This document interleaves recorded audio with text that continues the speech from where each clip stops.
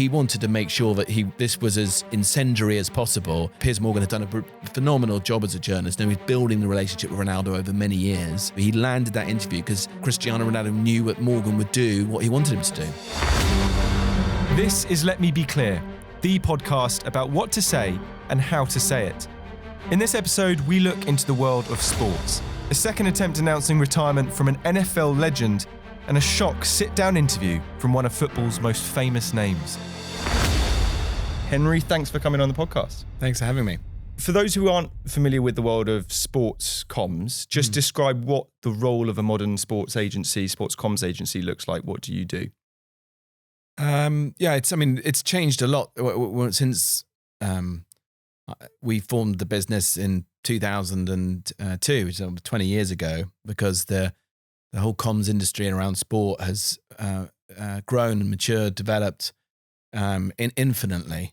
When we first started, there was a real gap in the market, helping rights holders, governing bodies, sports organizations, brands and sponsors, with pretty much everything. And, almost acting as an extension of a sort of in-house team on day-to-day comms work. That's changed and evolved a lot. So it's not so much for day-to-day work because these organizations have got pretty extensive in-house comms teams now who very good at their job and pretty extensively resourced. What would a comms team within a sports organization, a sports club look like? Was it really very much something that was very underdeveloped at that time? Yeah, it'd be one or two people, all of these organizations. Representing a big brand, football brand. Yeah, all the rights holders. And they'd be so overworked and so resolved with just the day-to-day. They were just coping with just whatever would be coming at them, from the sports, from the sort of sports beat reporters. And in fact, a lot of the people who are sort of comms directors or the league comms roles in a lot of these organizations, whether it be a football club or the FA or a sports rights holder like the NFL, NBA, they're still very, very busy, of course, even though they've got huge teams, just because the amount of interest has grown as well.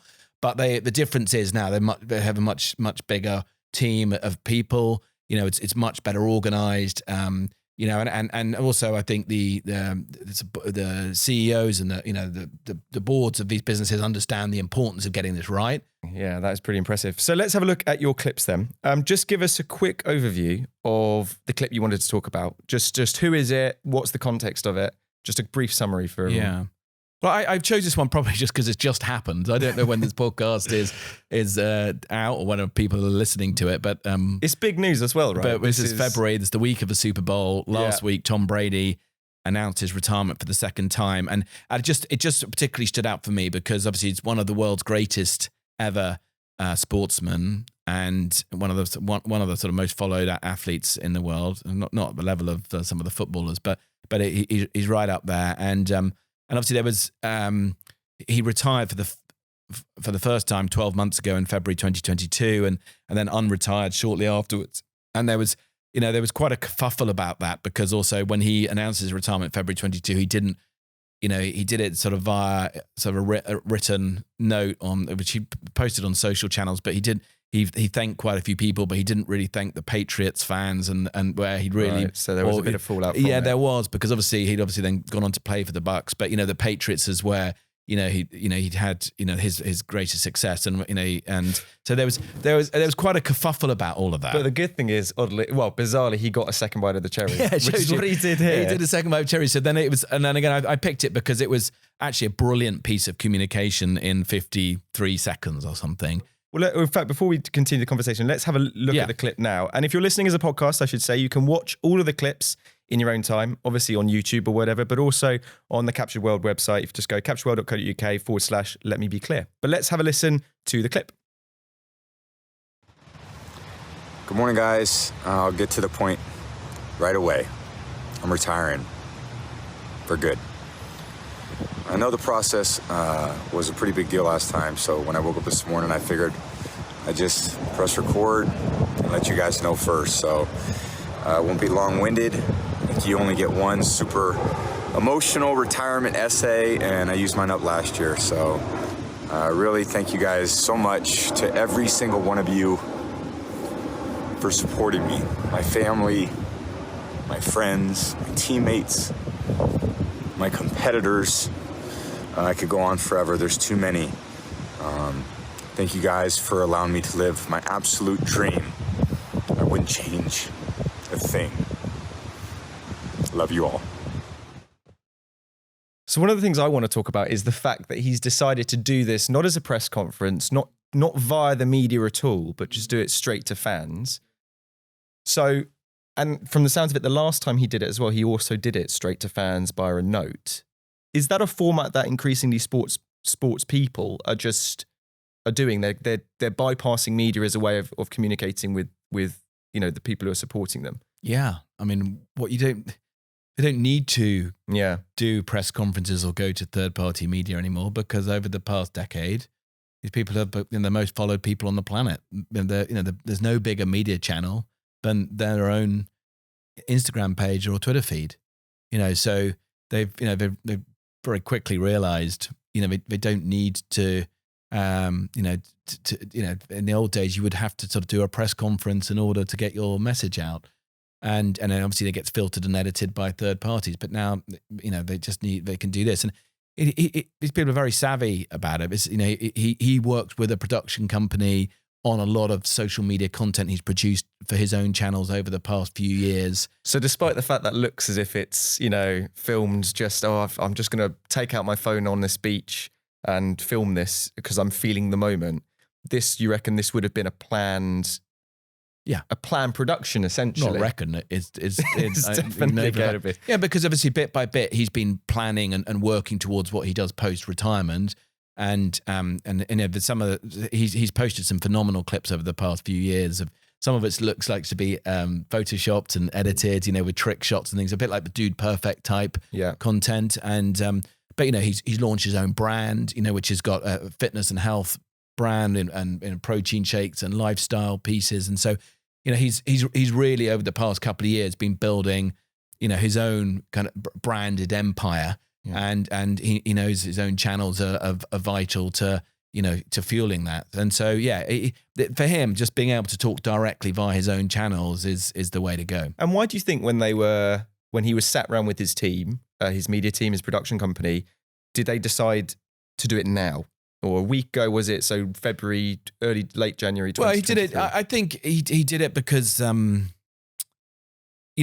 partly from a sporting point of view, you need to, his current team, the Buccaneers, would have needed to know, so there's probably a practicality. There's probably a 1 year contract extension on the table, and it's like sign it by X date, or else we're going to have to go and sign another quarterback for next season. So probably the sports time frame was probably a driving factor most of all.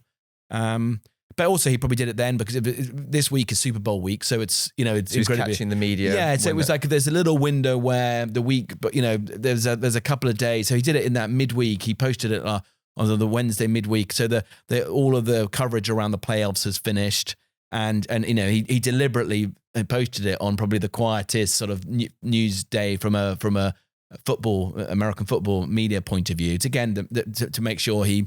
The story was 100% about Tom Brady and his retirement.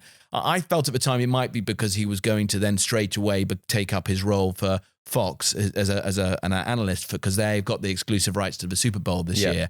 But in fact, actually, they're not doing that. And I think it's primarily because his sort of 5-year contract with Fox, I think, starts from next season. So they probably have to pay him even more money to come a bit early. But also because he's a perfectionist and everything that he does.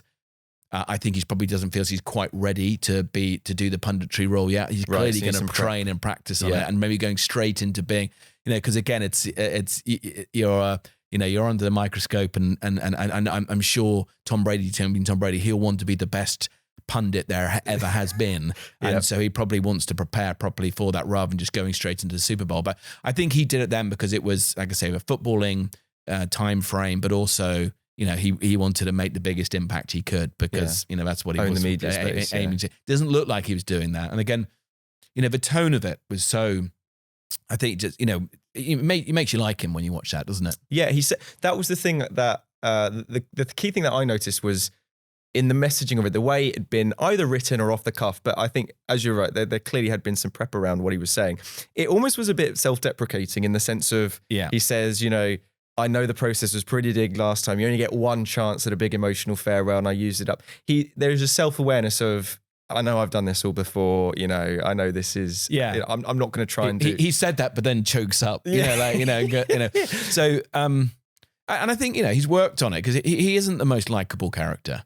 Not because he's been so successful. And also because he's sort of almost a metronomic, almost in terms of his success has come with just this. He's just so fiercely competitive. I mean, it's laudable and incredible, but it can make people kind of have some animosity towards you. When you've achieved success, not just through natural talent, but also through just his work ethic, which is unfair because fair play to him. But so I think there's definitely a little bit of taking the edge off him with this. And in terms of the detail of it, it was short. It's about a minute long, and he comes out with the announcement straight away, pretty much. Now I'm retiring, and then he goes into thank yous, but he doesn't really elaborate on the why and why now, and in terms of him as a sportsman. Why do you think it was so lacking in detail? I assume the previous time, it was when he was doing this written format, it was a lot more detailed as to why he felt now was the time. Yeah, there was a bit more detail, not much, but I definitely think. He thanked everybody but nobody in it, and he probably learnt that from the first time because if you start name checking anybody, you have to sort of get it right. So he kept that very generic, and it did leave more questions than answers. Yeah, and from you really want to dig in. Why now? Could you not have gone for one more season? Do you regret not retiring when you did the year before because this season hasn't been that good for him? We go into the detail of what was on the table for you. Could you have moved from the Bucks to another team for one last dance? There's a whole line of questions that haven't been answered. And why do you think that was left? Why do you think the decision was made to do this short, concise? Because he probably doesn't want to go into those, because that's why you don't want to have to do a press conference because you don't want to be, he wants to move on with the things that he's doing with his life. And he may answer those in future. And he has done a bit with some interviews he's given with Fox ahead of the Super Bowl. Right. So, he's saving them for some of his paymasters, So just for context, Fox has signed a deal with him to basically be a pundit for them. Fox has paid, this is big money. Assigned him the largest ever TV contract in the history of sports anywhere in the world. They've paid him $357 million to be the front man for Fox's coverage of the NFL over the next 4 or 5 years. The coverage of the NFL in the US is very competitive because all the networks have rights to the NFL. They all compete with each other, to be the number one NFL broadcaster, which is difficult because none of them have exclusivity. Right. It's, obviously, Sky in the UK have more of a, exclusive position as the Premier League broadcaster. So they spend a huge amount of money on their coverage of the NFL and competing to have the best lineup of pundits. So would it have been possible then, is it possible that Fox, as part of the deal that he's done, the $375 million deal or whatever it is, the reveal all, the kind of the details. Yeah, he's already given an interview with them subsequly. So he's not going to be talking to other, he's now a Fox guy. So he may not be, being the main pundit for the Super Bowl, on Sunday, because he doesn't deem himself to be quite ready. But he's already given further explanation to Fox, and that's probably where he'll do most of his formal Which talking. Works for him, I suppose, because he then controls when the information comes out. He can control the flow of information when he's ready to about why he retired, the circumstances surrounding the bridge between his first retirement and second retirement, and the fallout. What's happened since. And in fact, being paid for it. Yeah, which is just finally. Then, before we move on to the next clip, if you were there, sat in the room with Tom Brady and his team, would you have advised for him to have done it a very similar way? Yeah, I think it's brilliant. Absolutely, I wouldn't have said any different. Yeah, I think, but also it's difficult because I suspect he would have had a very strong point of view on how he wanted to do it, and it's a very personal thing. Yeah, retirement for him, and again because he may have taken some advice and that or had a different view on it the year before. So it's however I would have probably had the view on however he wants to do it is the right way. Yeah, and then you you plan around that. And that's the thing of the authenticity factor. You know, it has to work for whoever it is who's actually, you know, particularly when it comes to retirement, it's a very personal thing. It has to be authentic and be done in the way that the sportsman or sportsman. I mean, I don't know if anyone was there alongside him, but it seems that they weren't. Yeah, it does. I mean, even the fact that a plane flies overhead midway through it and they don't stop and it feels organic. It does, because it's like you have to. The plane's a bit annoying when you listen to it because you can't, you know, slightly mask what he says momentarily. But, you know, like if you were really doing that, you would, let's wait for the not to be a plane and redo it. But the fact that it seemed like it was a one-take wonder and it was just him standing with it, which may have been the case actually when it came to do it. Yeah. But obviously, you know, this has helped with, you know, how it's pushed out into the wider world. But it's just fun fact for it. While I was looking at the clip, someone went to the beach that he shot it at and collected some sand. And I think is selling it on eBay as the Tom Brady retirement sand. And I think it's actually racked up a fair amount of money. So fair play to whoever that was who thought, I'm going to go to the beach and get some sand. Yeah. But let's have a look at the next clip now. This is the one that we've brought to the table. Yeah. So this is part 2 of the Piers Morgan, Cristiano Ronaldo interview he did with TalkTV, a sit-down interview. There's probably some interesting stuff we want to talk about the way he handled this dispute he had with his club at the time, which is Manchester United. Am I right in saying you're a Man United fan? I am, yeah. That will be interesting to hear what your thoughts. But let's have a listen to the first clip, which is the lead-in from Piers into the second part of the interview. Cristiano Ronaldo turns up the heat. He sensationally reveals he has no respect for his current manager. He calls out Manchester United's owners, the Glazers. He talks candidly about his future at Old Trafford and the World Cup in Qatar. But I begin with a very personal question. Do you have more pounds in the bank or more Instagram followers? It's a good question. Probably similar, I don't know. Probably similar. First of all, just on that clip, it does really sum up how like ghastly the whole thing was, wasn't it? Both. It's just as the opening question, it's just like, right. Piers is amazing as a journalist, isn't he? You know, like and we'll come on to that, but to got that scoop and to get not just got it, but to get the content he gets out of it. But even that to know that question, most people would answer that question by going, neither is important. Yeah. But of course, he absolutely nails it with the question because Ronaldo, you know, grins from ear to ear and answers actually both.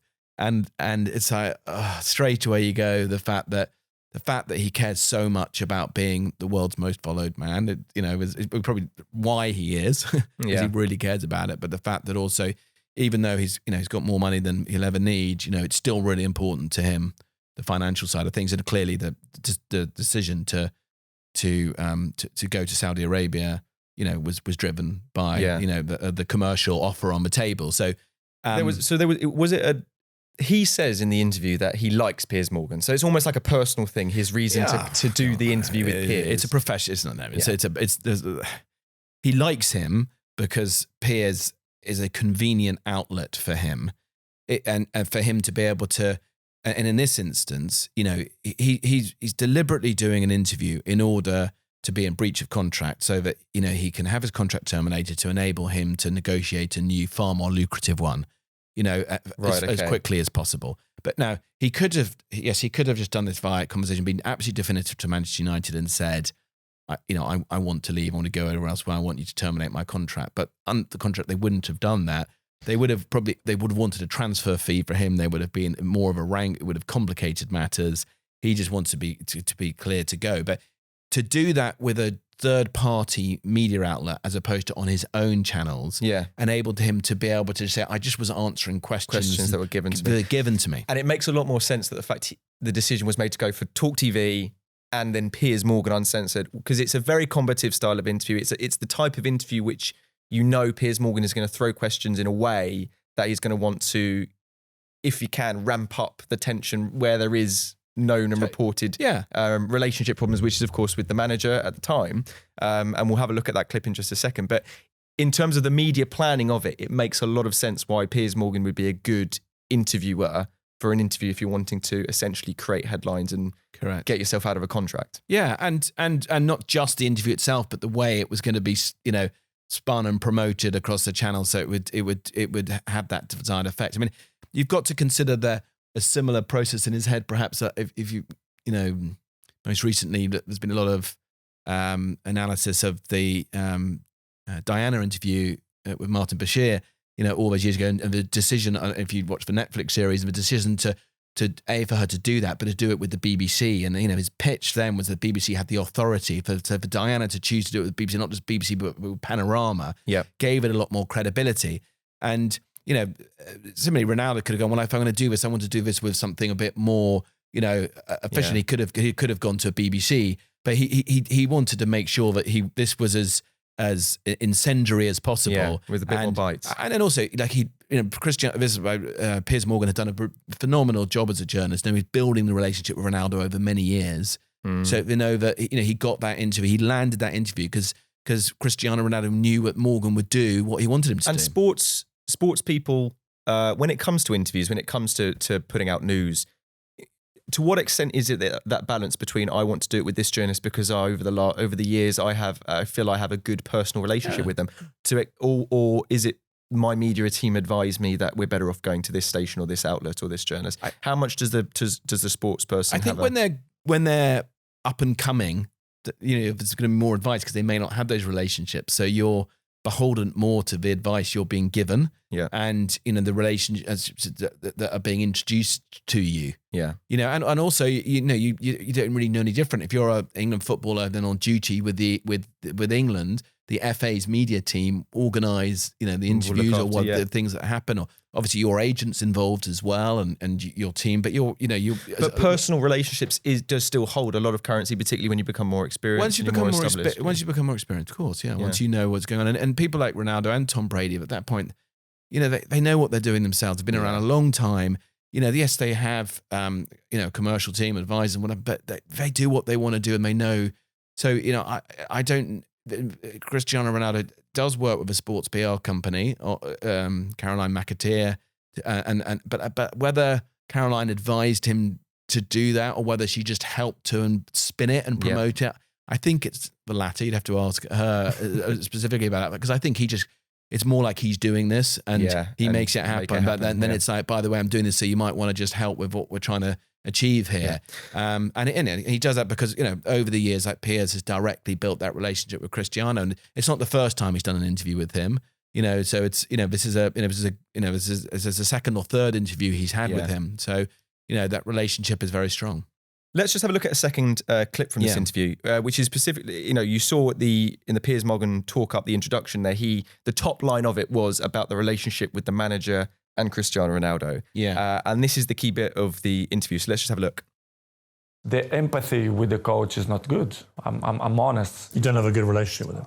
I'm not mean good relationship. The empathy is not good, let's say. Do you think he respects you? I think he don't respect the way I should deserve. But it is what it is. This is why probably the game against Tottenham I left. So what was interesting there is he used this line, the empathy is not good. And when Piers said, do you not have a good relationship, he didn't actually engage with him on that sentiment, like, no, I do not have a good relationship. He just repeats, the empathy is not good. Why do you think that he was using that line, that kind of use of language there? Well, because I think there's been an issue around the illness he had to his daughter in the summer. And then they gave him the time off.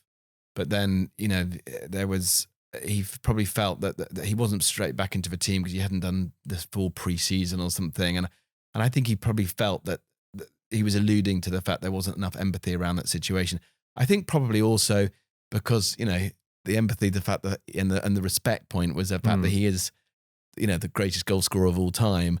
And therefore to be a substitute for, it was also, something that he couldn't come to terms with, I don't think. I think he just probably felt that, he deserved better than that. But there was definitely an element of anger and animosity in relation to the what happened in the summer. But a lot of exactly what happened is quite hard to know because it happened behind closed doors. And at the end of the day, it's been good for everybody, to be frank, because obviously the subsequent contract, Ronaldo has been able to secure, was, sort of a 3 times pay rise. Yeah. And which is Not always too bad. is always good.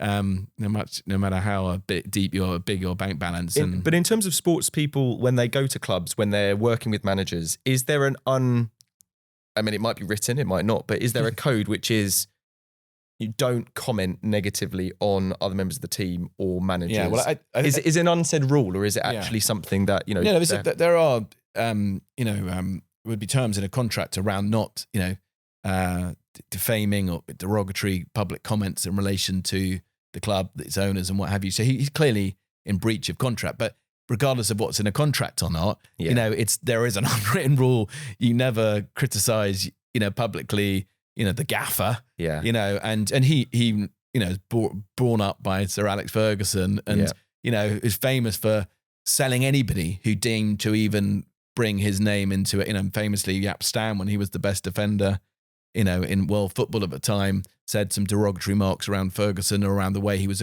bought in his autobiography whilst he was at the club, and he was 2 minutes later he was on the plane in Milan, much to the detriment of the team at the time. But it was done for the sake of it wasn't.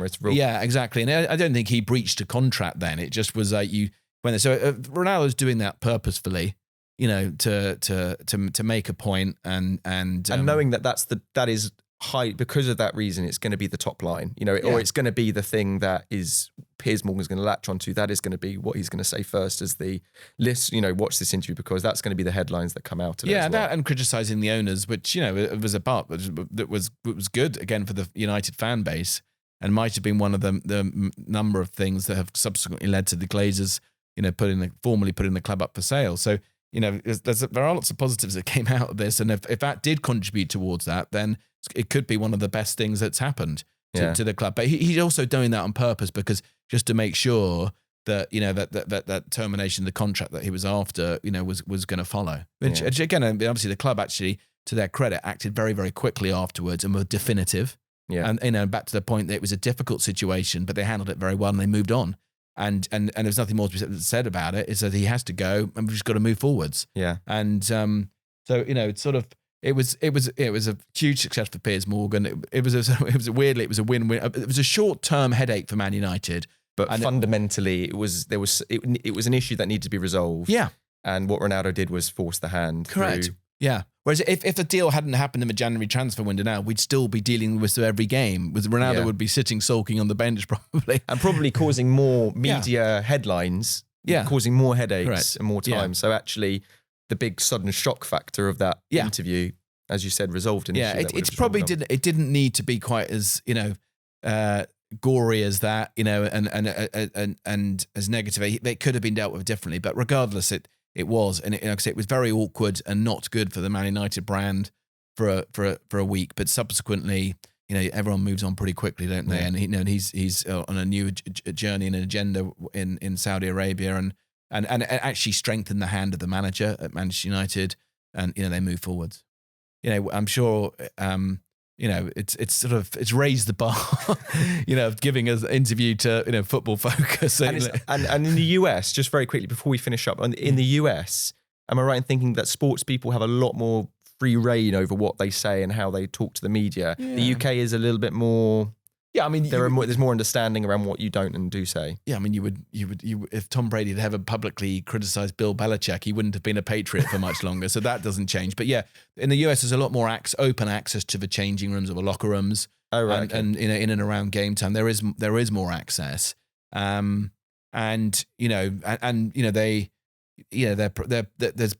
interviews athletes can give tend to be more animated and they can be more colourful. Our interviews tend to be a bit stuffy and staid and quite limited. Yeah. So there is a difference, but it's changing a little bit. I mean, certainly the broadcast interviews around the Premier League now are on the pitch, after the game, and that was something that happened with COVID. And it makes it a bit, rather than just being in a tunnel with a sort of step and repeat ball behind you. And also going full circle to what we started at the start of the podcast, I think we had Harry Kane on the weekend. He actually gave a message to fans from the pitch straight after his match. I think the idea of actually I don't need to go to the press to actually say what I thought of this match or how I'm feeling. I can actually talk to fans directly through my social channels or whatever. But it's also interesting, just to pick up on the point, it's still an important role for the press and the media and around it, because as you say, if they all just do that, a lot of the questions that people want to have answers to, they're not going to get answered. Won't be asked in the first place. So that is their role, and to bring that out. So yes, it's great that they can do that, and that's obviously something that can happen instantly, and you can have that direct access. But I also think supported with people being, and I think that should come with the salaries that people are commanding and the roles that they play in life. It's like, I think the only reason there's so much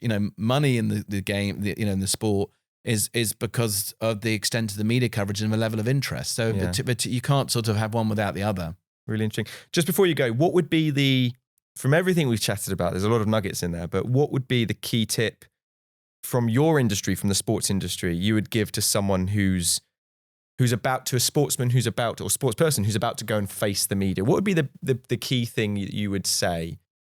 I think you have to have real clarity of what you're trying to achieve. What's the message you're trying to get across, and remember that at all times. So why am I doing this? What's the point of it? Yeah. And then deliver it clearly, authentically, naturally as possible. Yeah. So that it feels like it's coming from you rather than anything that's pre-prepared, or, I'm probably the worst example. We've talked about two good examples for different reasons, but so a top level sports person, was the Tiger Woods press conference in 2010, where, that was, him doing a formal press conference, apologizing for everything that had happened at that time. And, if you remember that, it was scripted, it was overly managed to the point way of, overly mechanical. managed. It wasn't quite clear what the outcome of it was going to be. You could tell he was sort of being forced to do it. He didn't really, it was awful. Yeah. And I think the currency of authentic is so much more important now. There's such, people expect authenticity. They do. From spokespeople, more generally, actually. Yeah. But it really helps, I think, for them to be really clear about what they're trying to achieve from it and get out of it.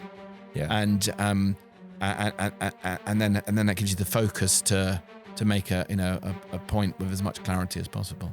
Henry, thanks so much for coming on the podcast. It's been really interesting to hear how your industry and your side of the PR and comms world works. So thanks so much for coming on. And thanks so much for listening. This has been Let Me Be Clear, the podcast about what to say and how to say it. And we'll see you again very soon. Let Me Be Clear is created by Captured World. My guest was Henry Chappell, founder of Pitch Marketing Group. Get in touch with any ideas about the series via email. letmebeclear@capturedworld.co.uk.